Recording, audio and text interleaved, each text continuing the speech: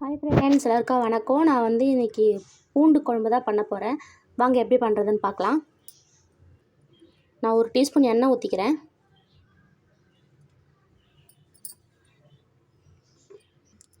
எண்ணெய் நல்லா காஞ்சிருச்சு. இதில் 1 டீஸ்பூன் சீரகம் போட்டுக்கிறேன்.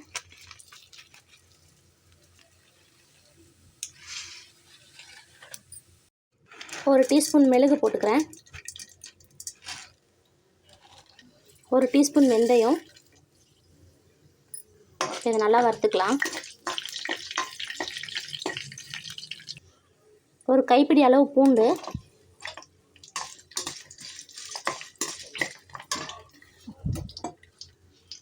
கருவேப்பிலை 1 கைப்பிடி, சின்ன வெங்காயம் 1 கைப்பிடி.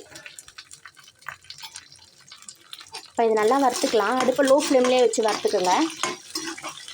வெங்காயம் நல்லா வதங்கணும்.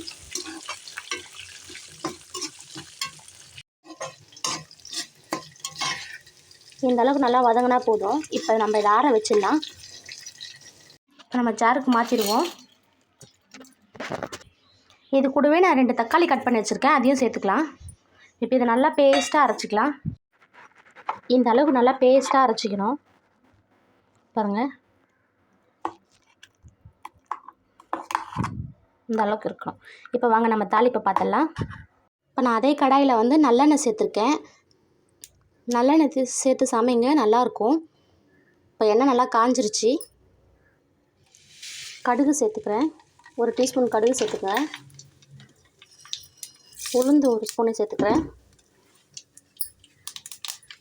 வெந்தயம் 1 ஸ்பூன். 1 கைப்பிடி அளவு கருவேப்பிலை. ஒரு 20 போல் சின்ன வெங்காயம் எடுத்து வச்சுருக்கேன், அதை சேர்த்துக்கலாம். இது நல்லா வதக்கிக்கலாம்.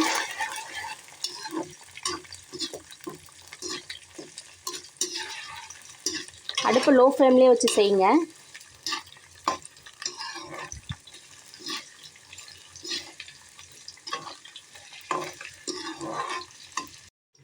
பூண்டையும் சேர்த்துக்கலாம். நான் கொஞ்சம் 20 மேலே இருக்கும் பூண்டு, நான் அதை எடுத்துருக்கேன். நல்லா வதக்கிக்கலாம். உப்பு தேவையான அளவு சேர்த்துக்கிறேன். லாஸ்ட்டில் வேணால் பார்த்து போட்டுக்கலாம். வெங்காயம் வதங்கிறதுக்கோசம் நல்லா வதங்கட்டும்.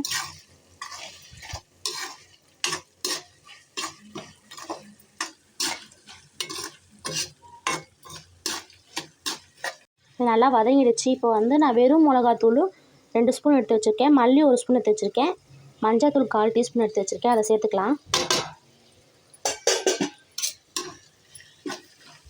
இப்போ இது நல்லா மசாலா வாசனை போகிற வரைக்கும் வதக்கிக்கலாம். மறந்துடாதீங்க, அடுப்பு கம்மியிலே வச்சுக்கோங்க, இல்லைன்னா தீஞ்சிடும்.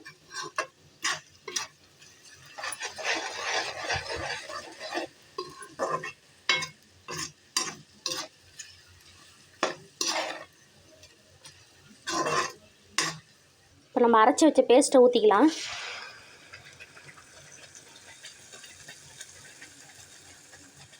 நான் அந்த ஜார்லேயே கொஞ்சம் தண்ணி ஊற்றி கலக்கி ஊற்றிக்கிறேன்.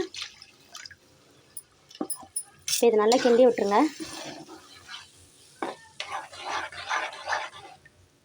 இது நம்ம 1 வாரம் கூட வச்சு சாப்பிட்லாம், கெட்டு போகாது.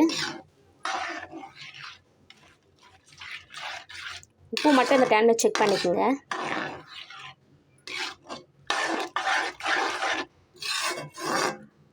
இப்போ இது நல்லா கொதிக்கட்டும். ஏன்னா நம்ம தக்காளி வதக்காமல் போட்டதுனால இது நல்லா கொதித்து எண்ணெய் தனியாக பிரிஞ்சு வரட்டும். அது வரைக்கும் நம்ம வெயிட் பண்ணலாம். மூடி போட்டு வைங்க.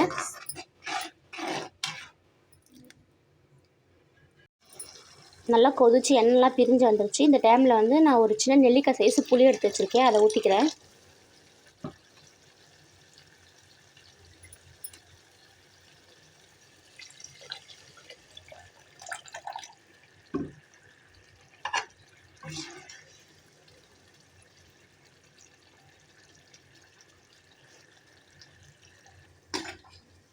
இதை நல்லா கிண்டி விட்டுடலாம்.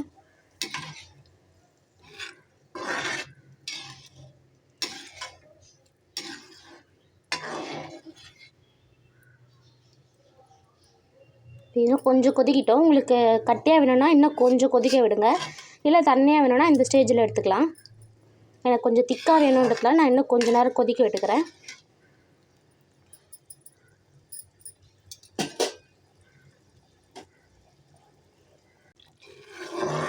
பார்த்தீங்கன்னா ஃப்ரெண்ட் நல்லா எண்ணெய் திரிஞ்சு வந்துருச்சு. இந்த ஸ்டேஜில் அடுப்பு ஆஃப் பண்ணிடலாம். ரொம்ப நல்லது பூண்டு. வாரத்துக்கு 1 முறை 2 முறையாச்சும் செஞ்சு சாப்பிட்ருங்க. இந்த வீடியோ பிடிச்சிருந்தா லைக் பண்ணுங்கள், ஷேர் பண்ணுங்கள், கமெண்ட் பண்ணுங்கள். மறக்காமல் சப்ஸ்கிரைப் பண்ணிவிடுங்க. நெக்ஸ்ட் வீடியோவில் பார்க்கலாம். பாய்.